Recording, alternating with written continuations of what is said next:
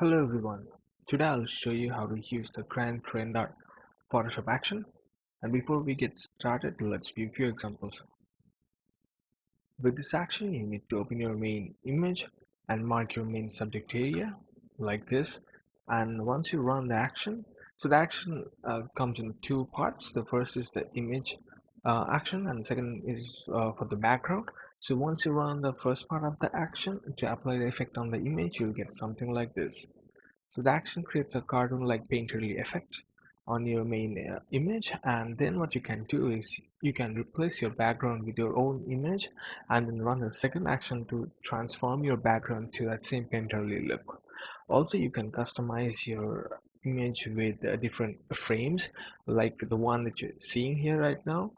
Is one of the frames provided. So there are 5 frames provided in the bundle that you'll get when you download the package. Here is another example. So the subject area is marked and the action is run. So I have also applied a different frame for this image, and here's another example of another frame and also one of the color effects that's applied. So this action also lets you apply different color effects on the image or on the background or on the overall image as a whole. So we'll get into details when we'll run the action. So here's another example. Also, the action gives you a collage option, so you can create collages of 10, 15 or 20 images. So there are 5 collage frames provided in the package, and this is one of the frames where you can place 10 images to create a collage like this. So this one is a collage created from 15 images, so you can try and create your own collage from the frames provided. Here is another example. The background image is changed and also a frame is placed on the background. I'll zoom in a bit to show you the effect clearly.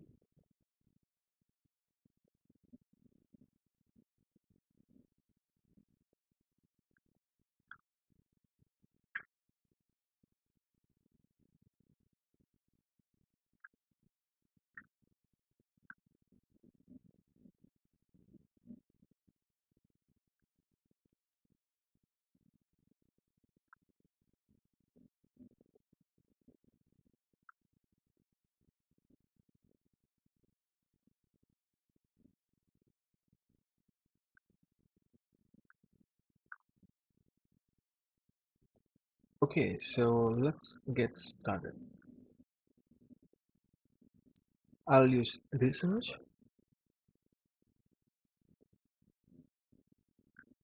and before we get started we have to take care of a few things.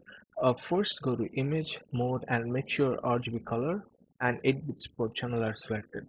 These two must be selected for the action to work properly. Next, click this flyout menu and select panel options, and make sure you use default masks and fill layers and add copy to copy layers and groups. Both of these are checked. Next, you need to make sure your main image is renamed as image.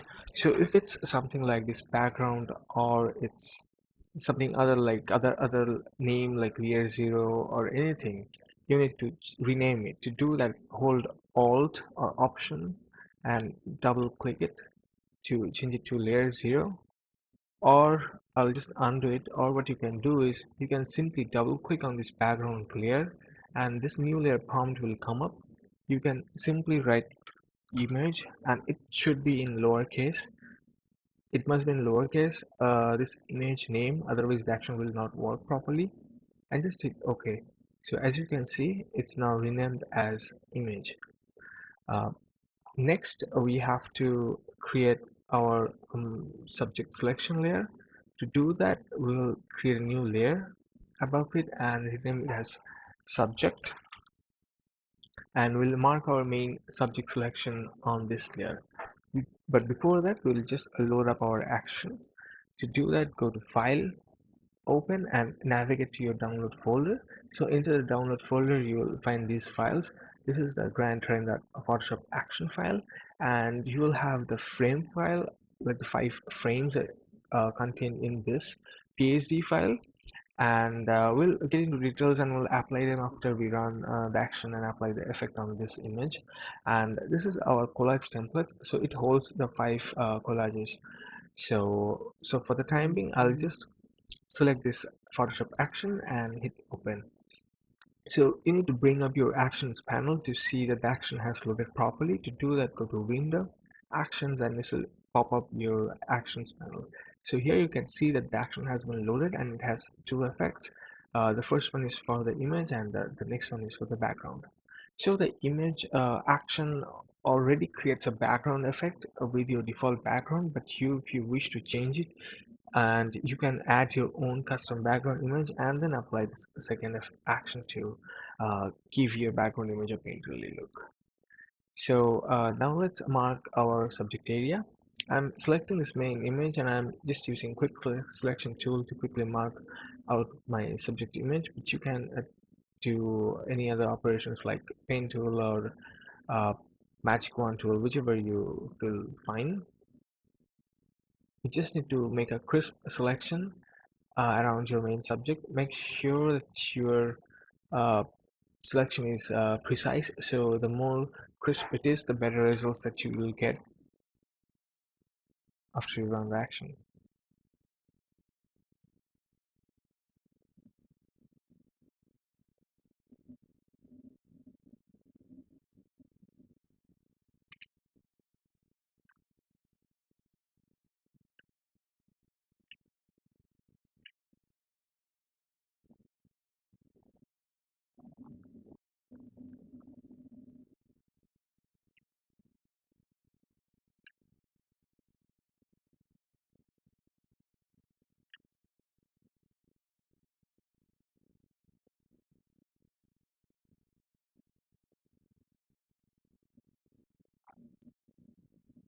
So with the selection done, I'll fill the selection with any color,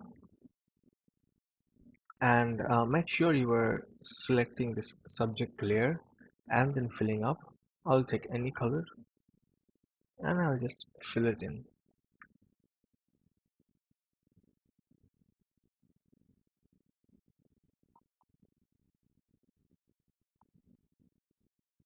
So here are some missing parts. I'll quickly correct this one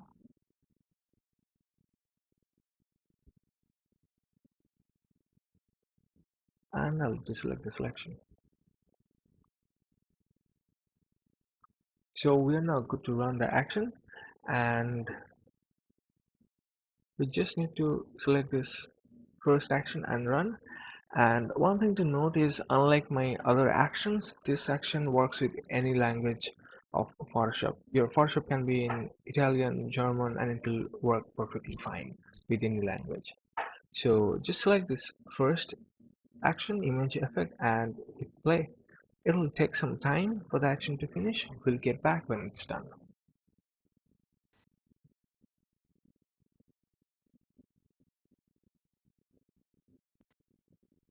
Okay, so the action has finished running and this is our final effect.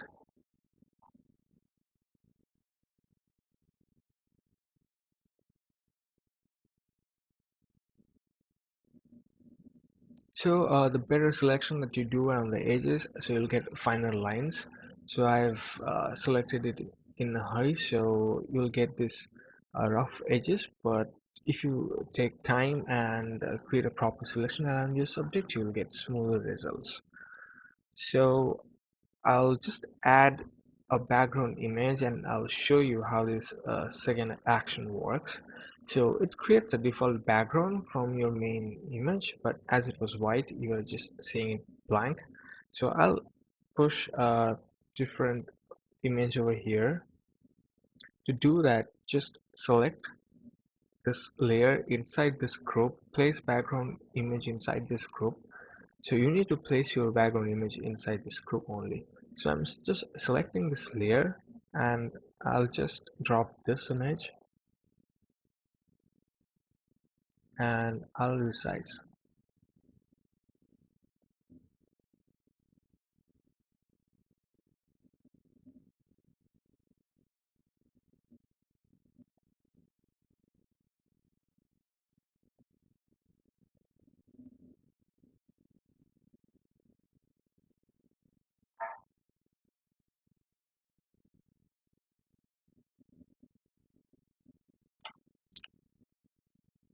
Okay, now I'll just select this second action and I'll hit play.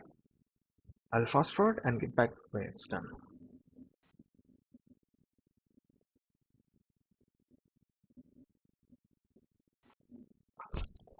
Well, it's finished running, and this is the effect it creates on the background image.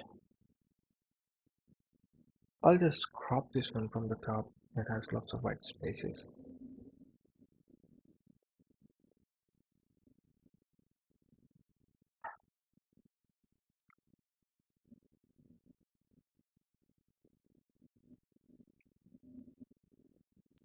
Okay, now before we go into details over all these elements that are created over here, I'll quickly place a frame here and I'll show you how you can add the frames here.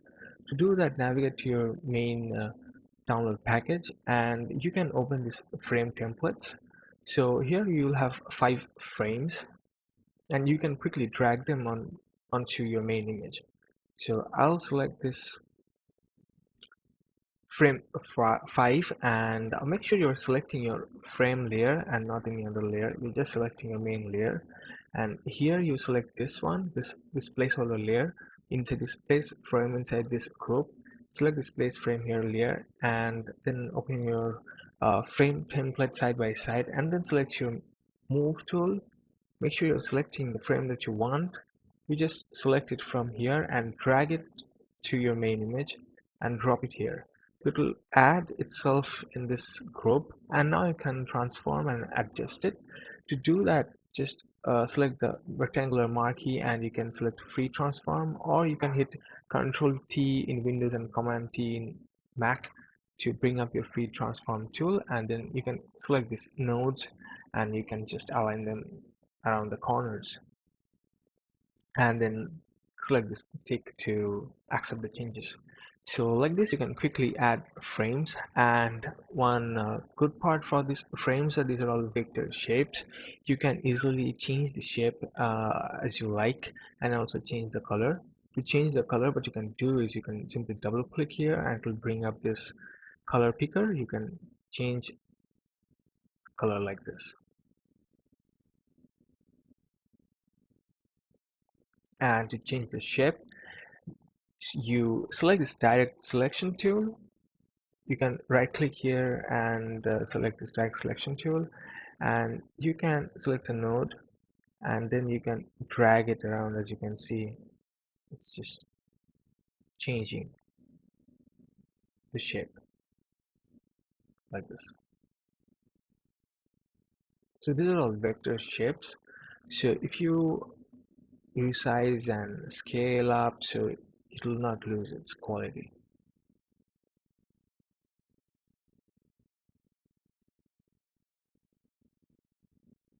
Okay, now let's go over the elements that we have over here. So first is the background color. So this is just a placeholder layer. And next we have our background default tonings.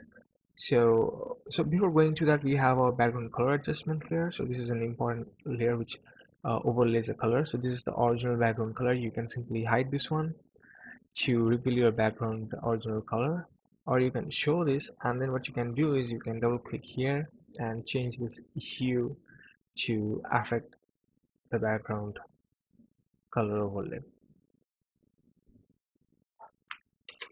You can also change the situation if you want.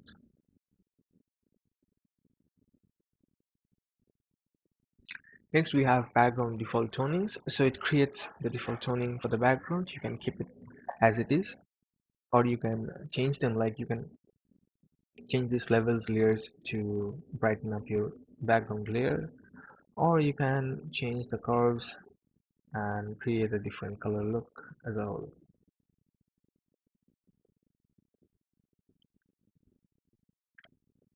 Other than this, we have 15 background color effects which you can simply apply with a single click.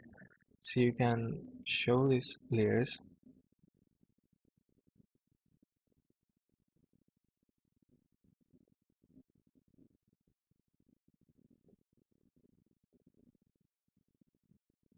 to apply the color onto your image. Next, we have the frame layer, and then we have our main image elements. So here we have the image base, and here we have our different tonal areas. So where's the shadow areas? So you can simply turn on this layer opacity, layer visibility, and you can change the color to apply a color overlay on the shadow areas. You can also use the brightness tool here to change the brightness and contrast for the shadows only. Next, the same thing goes for the midtones. You can enable the layer and change the color to apply color overlay on the midtones, or you can enable this brightness and contrast and adjust the brightness contrast for the midtone layers. Again, the same thing for the highlights.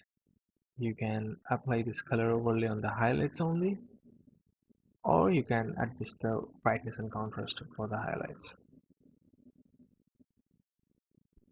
Next, we have our image outline. So this is the outline around the image. So here are three different types of outline. So this is the thinnest outline, and here is the medium thickness, and this one is the most thick one. So this is the thickest one. So you can just toggle the visibility of these outlines to show which one you like. Next, we have our default image toning. So you can keep it as it is, or you can tweak them a bit to adjust your images over the one which is generated by default.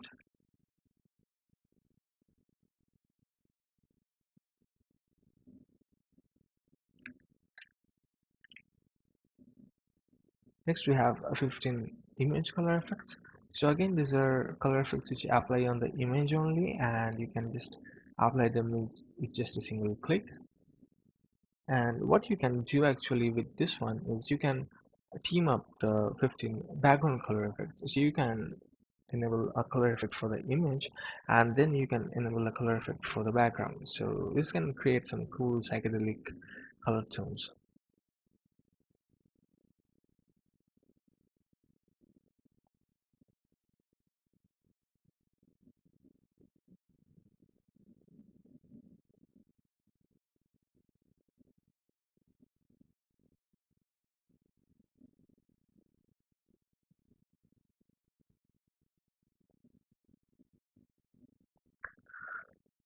Okay, so next we have our 15 overall color effects, and these are color effects that apply on the total image.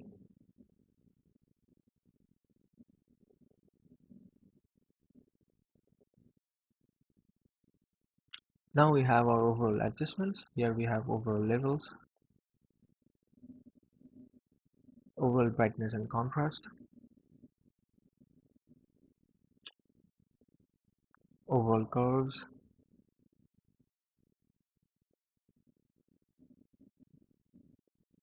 overall hue saturation, overall black and white, overall gradient map,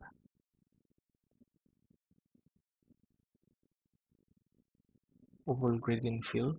You can adjust the angle or the scale or the color, and overall color fill.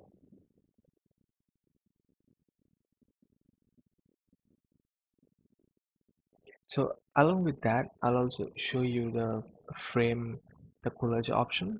So to do that, I'll just navigate to this download package and open this collage templates folder, and I'll just double click and open one of the collage templates. So this is a 10 image collage template, and these are all smart objects, and how you can place your image, I'll just show you that. So what you can do is you can simply double click here, and this will open up another window for you to place your image, and then you can select your image,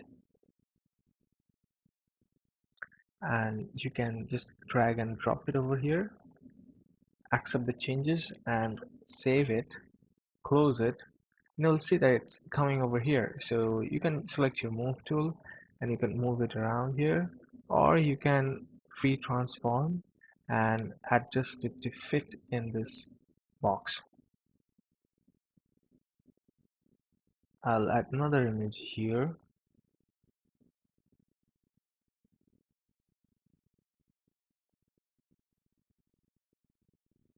So first I'll double click and open the Smart Object Edit window. I'll select this image and drag it and drop it here. I'll accept the changes and save it, and I'll adjust it from here.